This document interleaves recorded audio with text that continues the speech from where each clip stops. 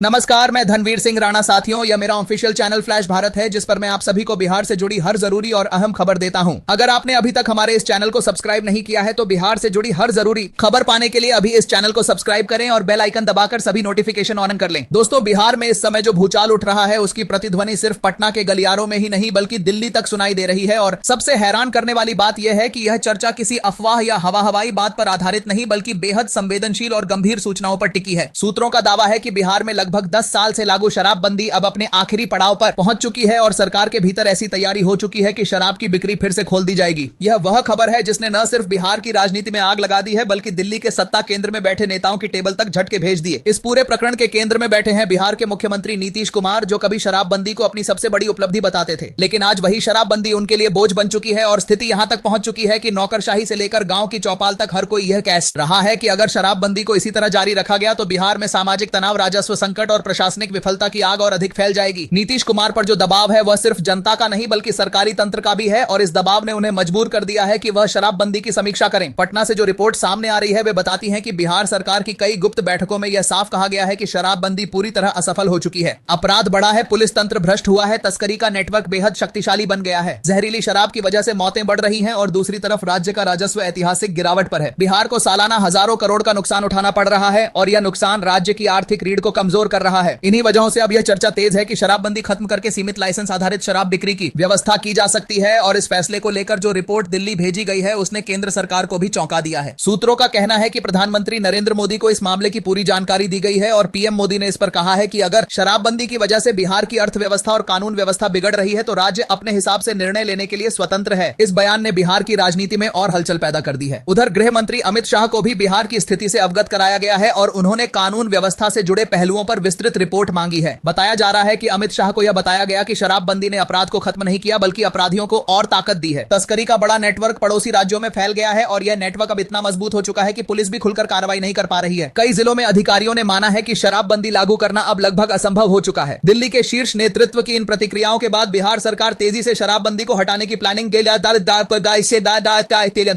में लग गई है और इसी वजह से यह बात अब तेज हो गई है कि बिहार में शराब की बिक्री दोबारा शुरू हो सकती है। यह तारीख सिर्फ चर्चा नहीं बल्कि एक तरह से लक्ष्य मानकर तैयारी की जा रही है ताकि नई नीति लागू की जा सके और पूरे सिस्टम को नियंत्रित तरीके से चलाया जा सके। अब सवाल सबसे बड़ा यह है कि आखिर नीतीश कुमार, जो कभी शराबबंदी के सबसे बड़े समर्थक थे, वे अचानक इतने बड़े बदलाव पर क्यों विचार कर रहे हैं? इसका जवाब भी सूत्रों ने साफ शब्दों में दिया है। नीतीश कुमार अब अपनी लेगेसी यानी अपनी राजनीतिक विरासत पर भी सवाल उठा रहे हैं। यह बात उन्हें परेशान कर रही है कि शराबबंदी के नाम पर जो सपना दिखाया गया था उसका परिणाम बिल्कुल उल्टा निकला है। घर परिवार बचाने का वादा था लेकिन घर टूटे, परिवार बिखरे और गरीबी और बढ़ी। अमीर लोग वैसे ही शराब पीते रहे लेकिन गरीब जेल जाते रहे। यही सबसे बड़ा अन्याय बन गया। और इस पूरे मामले की सबसे खतरनाक परत यह है कि शराबबंदी लागू होने के बाद भी बिहार में शराब की बिक्री कभी बंद नहीं हुई बल्कि और बढ़ गई तस्करी का ऐसा सिस्टम तैयार हुआ कि पुलिस भी कुछ नहीं कर पाई और कई मामलों में पुलिस खुद इस खेल का हिस्सा बन गई। और यही वजह है कि जब रिपोर्ट प्रधानमंत्री मोदी और अमित शाह के पास पहुंची तो उन्हें भी यह मानना पड़ा कि शराबबंदी जैसा कानून तभी सफल होता है जब प्रशासन ईमानदारी से काम करे, लेकिन बिहार में यह व्यवस्था विफल हो चुकी है। सूत्रों के अनुसार नीतीश कुमार ने अपनी एक बैठक में साफ कहा है कि शराबबंदी को बचाना अब संभव नहीं है और अगर इसे जारी रखा गया तो जनता में असंतोष और बढ़ेगा और बिहार का आर्थिक नुकसान भी बढ़ेगा। इस बयान के बाद मंत्रिमंडल के कई प्रमुख सदस्यों ने भी नीतीश कुमार को यही सलाह दी कि शराबबंदी को चरणबद्ध तरीके से खत्म कर दिया जाए ताकि जनता को राहत मिले और सरकार की आय भी बढ़ सके। दिल्ली में भी इस बात की चर्चा है कि अगर बिहार शराबबंदी खत्म करता है तो अन्यथा